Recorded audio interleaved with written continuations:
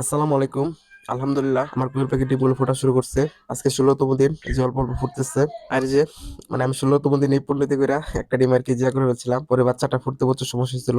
আপনারা এই কাজ করবেন না। সময় হলে তারা অটোমেটিক নিজেরা বের হয়ে আসবে। এই যে আমার এই যে ৩টা ৪টা বাচ্চা অলরেডি ফুটে গেছে আরকি। আপনাদের কাজ শুধু একটাই, খোসাগুলো সরিয়ে দিবেন যাতে করে ভিতরে জায়গা হয়।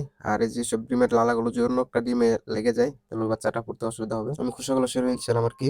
এই যে আরো কিছুক্ষণ পরে ১৭তম দিনে আরকি এই যে আরো কয়টা বাচ্চা ফুটছে। তারপর ওদের জন্য আর কি রুম রেডি করলাম, ব্রুডিং রুম।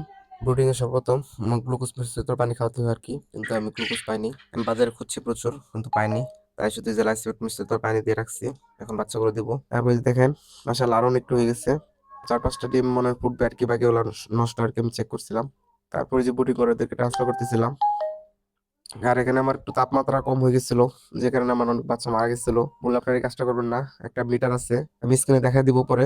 এরকম একটা মিটার আছে, ওটা ইউজ করবেন তাপমাত্রা কন্ট্রোলের জন্য, তাহলে আর সমস্যা হবে না। আমি এখানে একটা বল দিয়েছিলাম কিন্তু যা যথেষ্ট ছিল না, পরে জানতে পারছিলাম আর কি। যাই হোক, আপনারা এই কাজটা করবেন না। এই মিটারটা এনে নেবেন, এটা দারাজে পাওয়া যায়। 250 টাকার মতন লাগবে আর কি, কিন্তু আমি জানতাম, কিন্তু আমি ইচ্ছে করে আনি নাই যে কয়টা বাচ্চার জন্য এখন আনবো না, পরবর্তীতে আনবো আর কি। কিন্তু যাই হোক, যে আপনি স্ক্রিনে দেখা দিতেছি, এই যে মিটারটা আনবেন আর কি। এটা আপনার দ্বারা যে 250 টাকা মতো লাগবে, আর ডেলিভারি চার্জ লাগবে কিছু। আমি কন্ট্রোলারটা আমি স্থানীয় বাজারে খুঁজেছি কিন্তু পাইনি। এটা দারাজে পাওয়া যায় শুধু। আমার কোয়েল পাখির 30টা ডিম থেকে আর কি 22টা বাচ্চা ফুটেছিল। এখান থেকে আর কি 7-8টা বাচ্চা মারা গেছিল আমার এই ভুলের জন্য আর কি। এই যে বাচ্চাগুলোকে ব্রিডিং নিয়ে আসলাম, আর এই যে একটা পাত্রে খাবার দিয়ে রাখলাম। আর নতুন অবস্থায় ওরা পাত্র থেকে খাবার খেতে পারবে না, তাই কিছু খাবার আর কি এর মধ্যে সিটে রাখছিলাম আর কি।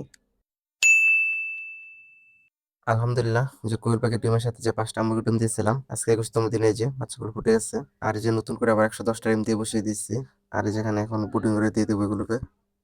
এই যে তারপর এখানে এসি একটা বাউলের পরিবর্তে দুটো বাউল লাগিয়ে দিচ্ছি, এবং ডিসি একটা বাউলের পরিবর্তে আরো একটা বাউল লাগিয়ে দিয়েছি, যাতে করে কোয়েল পাখি বাচ্চাগুলো করতে হয়েছে, যাতে মুরগি বাচ্চাগুলো যাতে করতে না হয়। আর এই যে এখানে যে ওদেরকে যে সুন্দর করে সেট আপ করে দিচ্ছি।